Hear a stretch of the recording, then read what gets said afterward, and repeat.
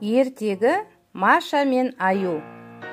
Ертеде жұбы жарасқан шал мен кемпір болыпты. Олардың Маша атты қызы бар екен. Бірде оған достары, біз орманға бүлдірген саңырауқұлақ теруге барамыз, дейді. Машаның қыздардан қалғысы келмейді. Ол үйге келіп, ата, апа, мен де достарыма ілесіп орманнан бүлдірген теріп келейін, деп қиылып сұранады. Барсаң бара ғой, тек қыздардан қалып қойма, орманда адасып кетерсің, дейді атасы мен апасы.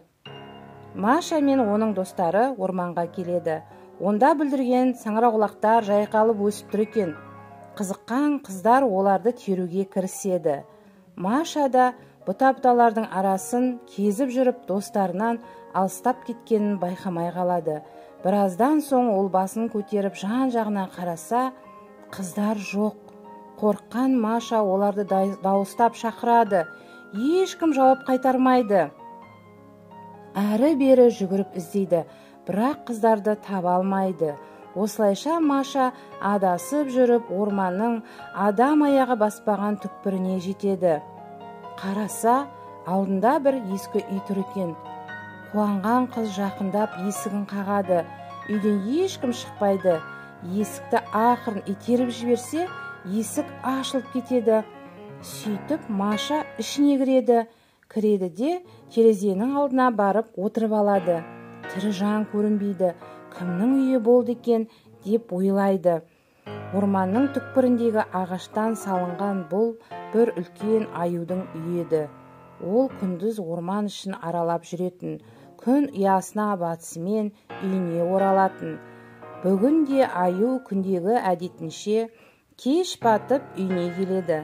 Есікті ашып терезе алдында отырған Машаны көреді. Қуанып кеткен ол: «Қандай керемет! Я, енді менен құтылмайсың. Екеуміз бірге тұрамыз.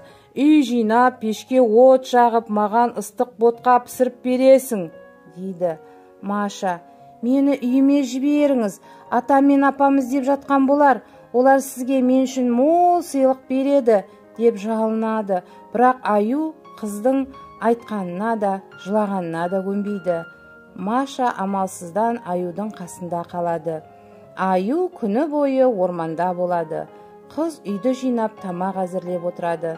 Аю кетерінде Машаға: «Егер қашатын болсаң, ұстап алып жеп қоямын», деп қатаң ескертеді.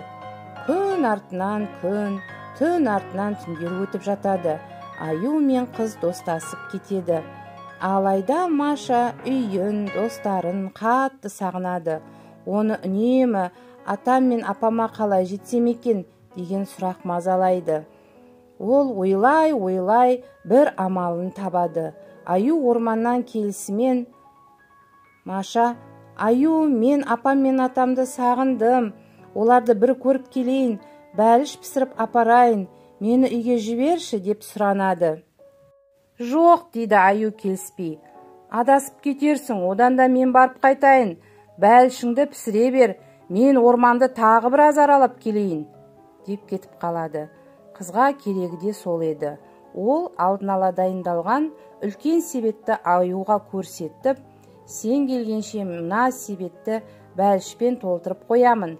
Апам мен атама апарып бер. Тек есіңде болсын, себеттің аузын ашпа, бәлішке тиіспе. Ал мен болсам, ең биік емен ағашының басына көтеріліп артынан қарап отырамын», дейді. «Жарайды, апарып берейін», деп Аю шығып кетеді. Аю кетісімен Маша тездетіп бір тегеш тәтті тоғаш пен бәліш пісіреді. Содан соң тегешті төбесіне қойып, өзі себеттің ішіне жасырынады. Аю қайтып келеді. Қараса, себет дайын екен. Маша жоқ. Биік ағаш іздеп кеткен болар, деп ойлайды ол. Бәліш толы себетті арқасына асынып, жолға шығады.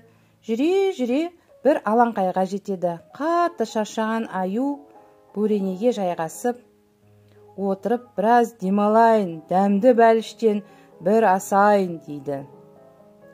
Көріп тұрмын, бөренеге отырма, бәліштен асама. Апар атама, апар апама», дейді себетте отырған Маша.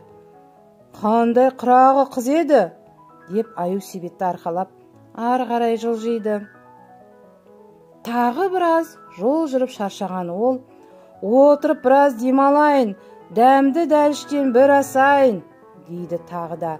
Маша болса Себеттің ішінен, көріп тұрмын, бөренеге отырма, бәліштен асама, апар атама, апар апама, дейді. Аю таң қалады. Айналасына қарап, қандай қу қыз, биік ағашқа шығып, бәрін көріп тұр, дейді де орнынан тұрып кете береді. Осылай қорбаңдап, әрең дегенде ауылға жетеді. Машаның ата-апасы тұратын үйді тауып, есігін қағады. Мені сіздерге Маша жіберді. Есікті ашыңыздар, немерелеріңіз пісірген бәлішті алыңыздар, дейді аю. Есікті ешкім аша қоймайды. Ал аюдың иісін сезген ауыл иттері арпалысып үре бастайды. Қорқып кеткен аю Себетті тастай сала орманға қарай қаша жөнеледі. У-шуды естіген кемпір мен шал сыртқа шығады. Табалдырықта тұрған Себетті көреді. Ішінде не бар екен, дейді кемпір. Шал Себетті ашып, тоқаш пен бәліш толы тегешті көтереді. Міне ғажап, ішінен немере қыздары шыға келеді. Маша аң-таң болып тұрып, қалған атасы мен апасын құшақтай алады. Басынан өткендерін түгел баяндап береді. Ал шал мен кемпірдің қуаныштарында шек болмайды. Сөйтіп, Машаның ақылдылығының арқасында шал мен кемпір немерелермен қауышып, бақытты өмір сүреді.